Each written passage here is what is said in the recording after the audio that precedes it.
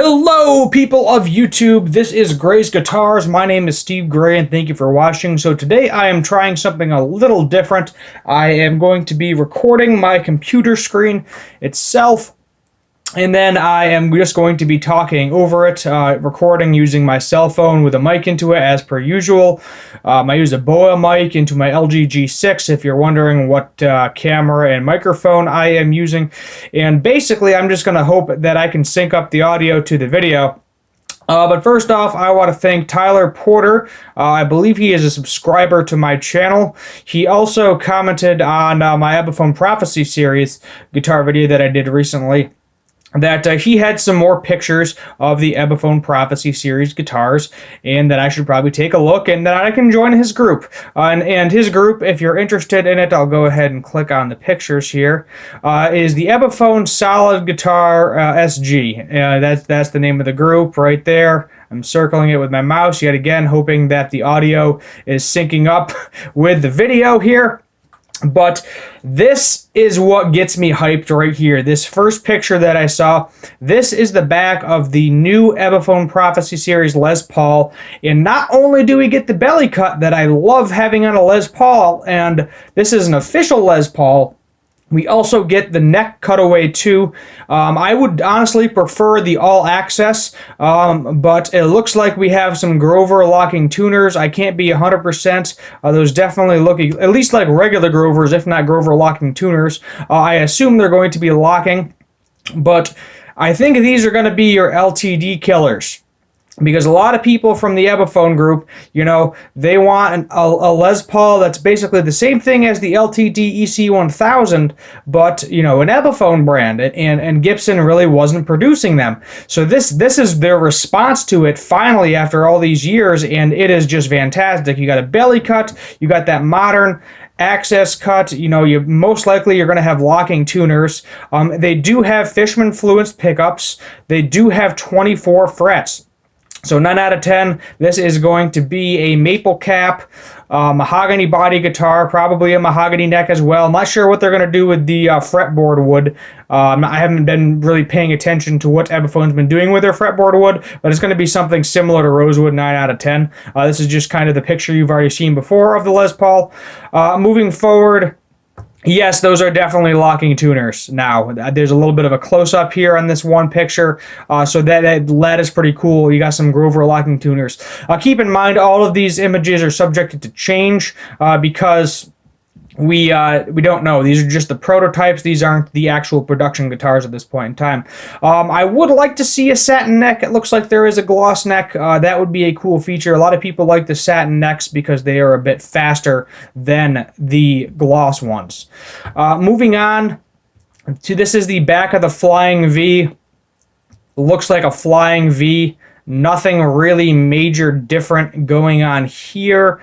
Maybe there's a little bit better access because we are getting those 24 frets. I do see the battery cavity on the back of the Flying V, so you know you got them active Fishman pickups. Obviously, that's what you're going to have. Here's another image of the back of the Flying V, and it looks pretty solid. I mean, I don't have any complaints. They could have thrown in a belly cut, if I'm being honest. I would like to see a belly cut in all of these guitars, but the main one I was kind of going to end up going after was the Les Paul anyway, because I am a Les Paul fanboy. I love me a single cut. So that's probably what I'm going to go for when these, you know, get put into production. I really do wish we had a price range on these things. We don't have an official release date or anything because of the whole virus fun stuff going on. But who knows? We definitely might get a price, hopefully before 2021. I would love to see these things come out. Maybe at winter now, December. That's probably a good possibility of seeing these guys come back. Or they might just release them for the heck of it. So we'll have to wait and see what happens there. This is a image of the SG and the Flying V. So we have a Flying V in kind of that tobacco burst. We have the Explorer over here in like an all black color. And then we have this nice SG over here, and I'm digging kind of that ocean blueberry-esque burst vibe. I can definitely deal with that. I definitely like the colors. Here, let's see. Yep, there's a red SG right there too. Close-up of the bridge. Nothing really special there. It's interesting because on the Les Paul I noticed there was 4 four knobs here, you know, your 2 volume, 2 tone, but the SG, it looks like they're just doing the 2 with the pickup selector in the middle.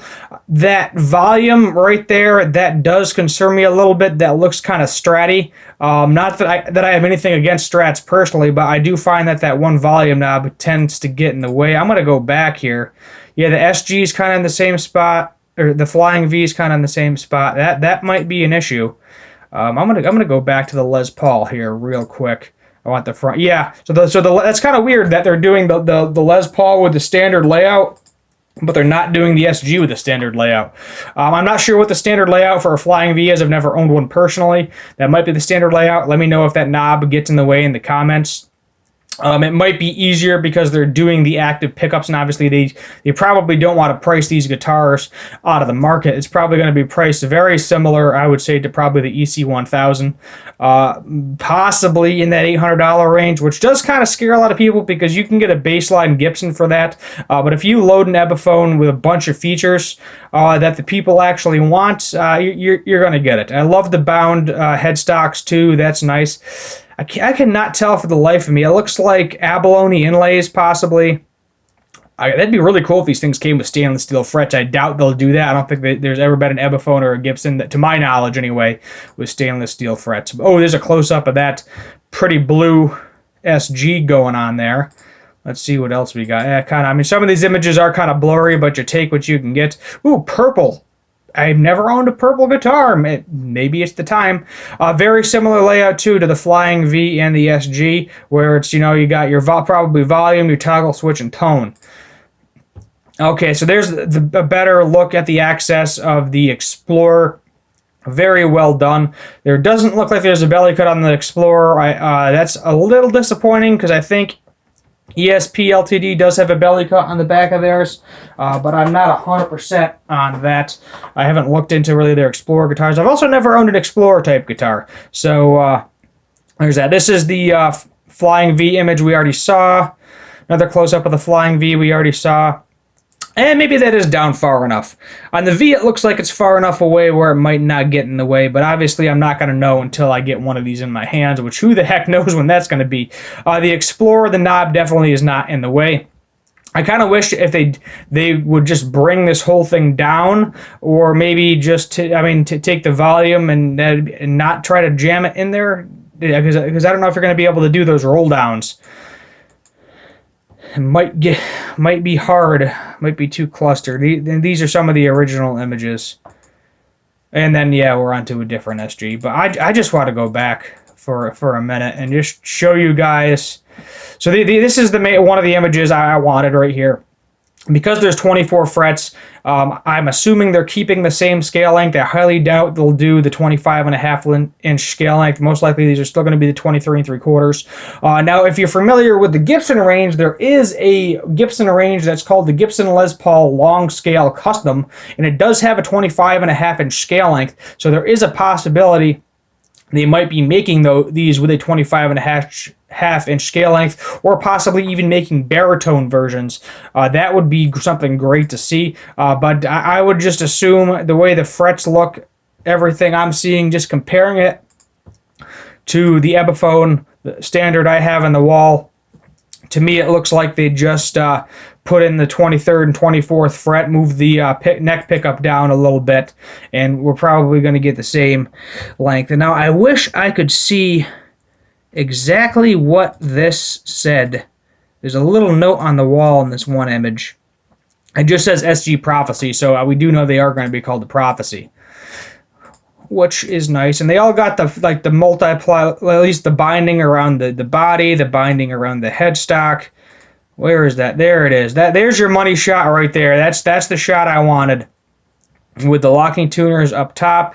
I don't think they have a volute. It doesn't look like they have a volute. So, standard, they got the new headstock design, which I'm fine with. I was fine with the old headstock design too, and didn't really bother me. But that belly cut, that is going to be every Les Paul owner's wet dream.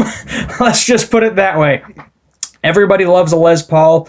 A lot of people complain they're heavy.